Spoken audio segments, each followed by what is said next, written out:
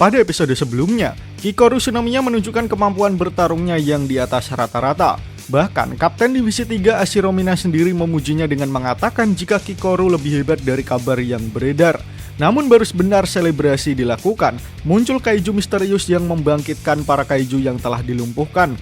Kikoru yang terkena serangan mendadak hampir saja mati. Di ambang kematiannya, tiba-tiba muncul Kafka yang berubah menjadi kaiju untuk menolong Kikoru. Bagaimana kelanjutan ceritanya? Mari langsung saja kita membahasnya.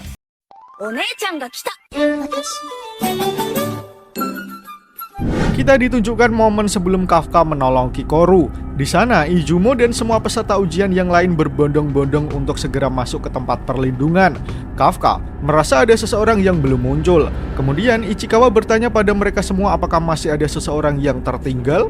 Kemudian salah satu dari mereka menjawab bahwa Kikoru Shinomiya terluka parah dan sedang menahan kaiju utama sendirian.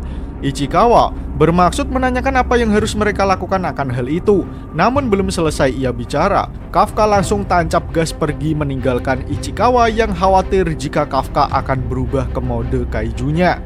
Namun karena Ichikawa tahu sifat asli seniornya, ia yakin Kafka akan berubah di situasi seperti ini. Kemudian disinilah kita, momen ketika Kafka menunjukkan wujud kaijunya kepada Kikoru untuk menyelamatkan gadis tersebut. Tentu saja, Kikoru yang melihat wujud Kafka sangat terkejut bukan main. Ia bertanya-tanya bagaimana mungkin hal seperti ini bisa terjadi. Apa-apaan ini? Apakah kau seorang kaiju? Apa ini ada hubungannya dengan kaiju yang tadi? Kafka yang sudah kepalang tanggung lalu memohon kepada Kikoru supaya tidak mengadukan perubahannya ke pasukan pertahanan. Tentu saja Kikoru yang tidak terbiasa dengan tingkah kocak kaiju Kafka sangat terkejut. Namun bahaya nyata belum berakhir. Kaiju utama sedang bersiap melakukan serangannya lagi. Kikoru yang melihat kaiju utama hendak menyerang lagi menunjukkan ekspresi kekhawatirannya.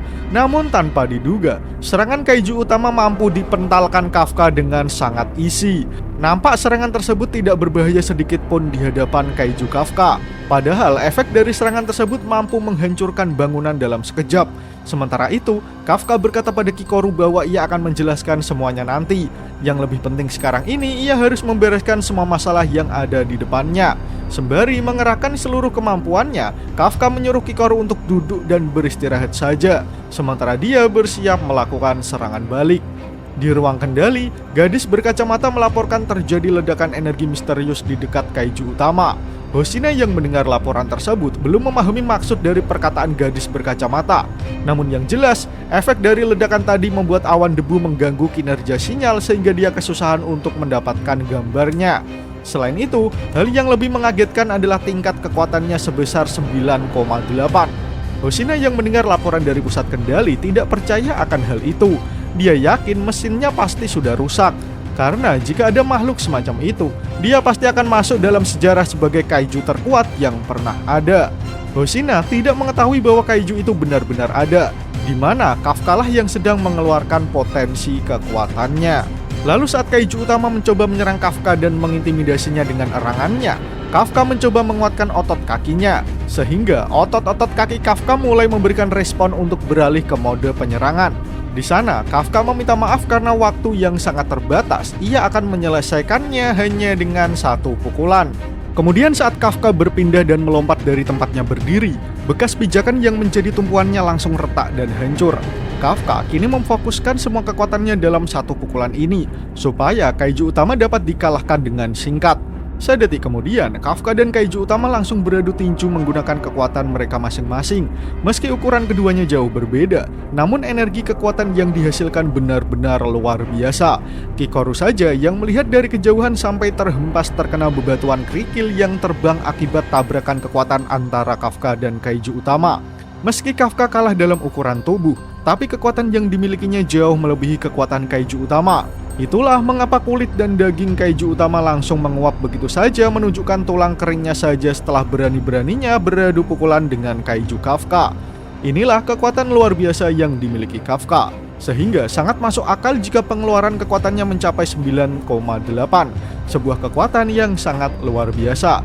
karena ternyata tulang kaiju utama tadi juga langsung hancur berkeping-keping tak lama setelah Kafka meninjunya. Kikoru yang menjadi saksi mata atas kekuatan luar biasa Kafka hanya bisa melongo tak percaya. Bagaimana bisa Kafka mengalahkan kaiju utama hanya dalam sekali serang hingga membuat monster tersebut tak tersisa? Sementara Kafka yang baru saja unjuk gigi menantang kaiju utama apakah dia bisa bangkit lagi setelah menerima kekuatan sebesar itu. Namun setelah mengucapkan kalimat tersebut, dengan kocak Kafka menarik kembali ucapannya karena ia tak mau kaiju utama bangkit lagi. Namun, kaiju utama memang tak akan bisa bangkit lagi setelah terkena serangan mematikan seperti itu. Sehingga, hal tersebut membuat Kafka merasa lega. Sementara itu, Kikoru yang masih terduduk lemas tak percaya dengan kekuatan menakjubkan dari kaiju Kafka. Bahkan dalam kondisi sempurnanya, ia tak akan bisa sejajar dengan kekuatan Kafka. Namun saat Kafka menoleh, ia langsung menarik Kikoru karena ternyata di belakangnya datang kaiju susulan. Sehingga Kafka langsung meninjunya yang membuat kaiju tersebut langsung jadi kaiju geprek. Kini Kikoru merasa bahwa keadaan sudah aman untuk sekarang ini. Setelah itu Kafka mulai kembali ke wujud manusianya.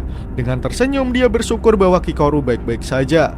Namun di sana Kafka menasihati Kikoru untuk lebih berhati-hati pada dirinya sendiri. Belum selesai ia berlagak keren, tiba-tiba saja datang Ichikawa yang langsung mengeplak kepala seniornya dan memakinya.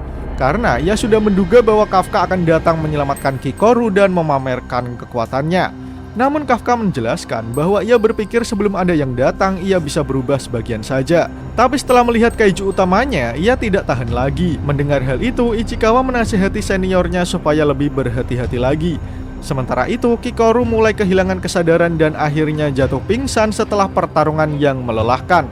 Sontak saja, Ichikawa dan Kafka langsung syok dengan apa yang terjadi pada Kikoru.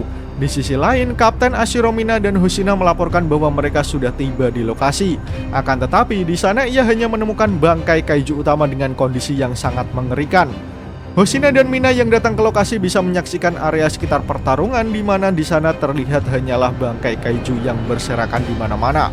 Melihat hal itu, Hoshina mengatakan jika kondisinya sungguh parah sekali. Ia bertanya-tanya apa yang mereka lakukan sampai jadi seperti ini. Kemudian dua orang memberi laporan bahwa tidak ada peserta yang ditemukan di dalam area. Tak lama kemudian, Kapten Ashiromina mendapatkan laporan dari ruang kendali. Di sana, gadis berkacamata melaporkan bahwa sepertinya ada 3 orang peserta yang berlindung di bunker nomor 6, di mana salah satunya adalah Kikoru Shinomiya. Mendengar hal itu, Hoshina pun lega lalu menyuruh bawahannya untuk menyiapkan perawatan medis kepada mereka. Dengan ini, semua peserta yang terdaftar sudah selamat. Hoshina yang masih di area pertarungan kemudian bertanya pada kaptennya tentang pendapatnya mengenai kejadian ini. Lalu Mina menjawab meskipun Kikoru adalah gadis yang kuat, tapi ini terlalu mengerikan. Selain itu, ada kaiju yang bisa bangkit kembali. Masih banyak misteri yang belum terpecahkan di sini. Oleh sebab itu, tugas pasukan pertahanan untuk menyelidikinya. Kemudian Kapten Ashiromina meminta tim penyelidik untuk mengurus hal ini, sementara dia dan Hoshina akan mencari para kaiju yang tersisa. Di sana, Hoshina menyadari bahwa kejadian ini sama seperti kejadian 3 bulan lalu saat kaiju nomor 8 muncul, di mana saat itu terdapat kaiju yang dihabisi oleh seseorang yang tak diketahui. Dengan semua benang merah yang sama, Hoshina menyimpulkan jika ini semua pasti saling berhubungan. Lalu kita berpindah ke ruang perawatan yang ada di pasukan pertahanan. Terlihat di sana ada Ichikawa yang berkata jika luka yang diderita seniornya tidak separah kelihatannya. Sementara Kafka sendiri merasa tidak senang karena ia harus masuk ke rumah sakit lagi.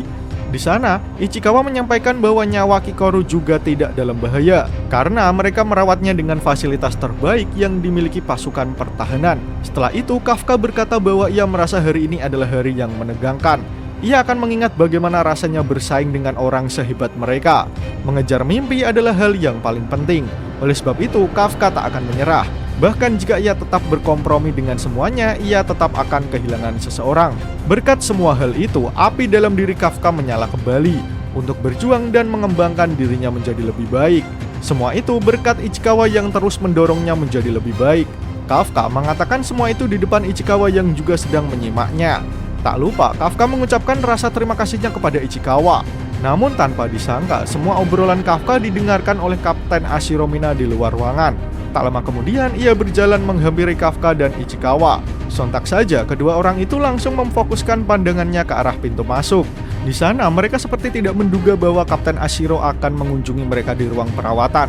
terutama Kafka yang tidak tahu harus bagaimana saat Mina menghampirinya. Ichikawa lalu bertanya apa yang sedang dilakukan kapten di ruang perawatan.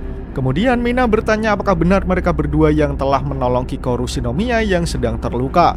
Lalu Mina memberikan penghormatan kepada keduanya. Ia berterima kasih karena Kafka dan Ichikawa sudah menyelamatkan rekan sesama pejuang. Setelah menyampaikan hal itu, Kapten Ashiro Mina langsung membalikkan badannya untuk undur diri. Sebenarnya Kafka ingin mengucapkan banyak hal kepada Mina.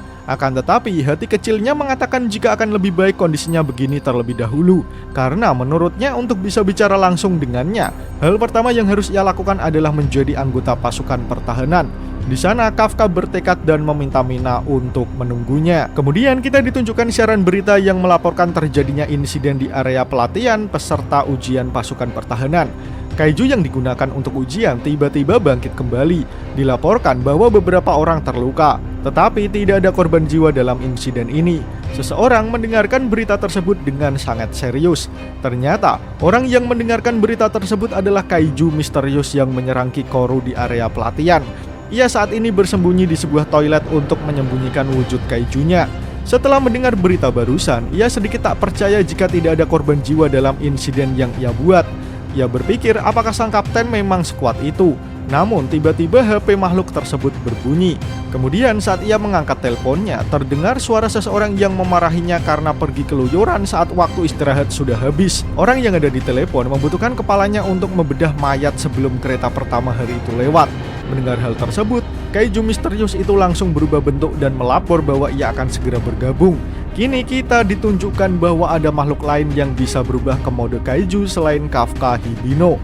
Namun, identitas dari kaiju ini masih misterius. Setelah berubah ke wujud manusianya, kaiju tadi langsung bergabung bersama teman-temannya.